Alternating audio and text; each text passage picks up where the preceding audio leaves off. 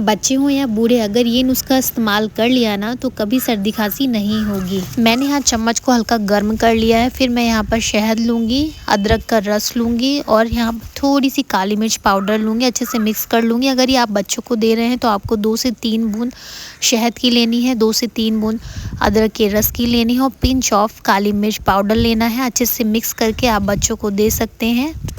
आपको खांसी आ रही हो या सीने में जकड़न है, ये सारी प्रॉब्लम्स को ठीक कर देता है, इम्यूनिटी को स्ट्रॉन्ग करता है, गले के दर्द में राहत देता है। आप इसे रात में सोने से पहले या मॉर्निंग में ले सकते हैं और इसके लेने के बाद आपको पानी नहीं पीना है लगभग आधे घंटे तक।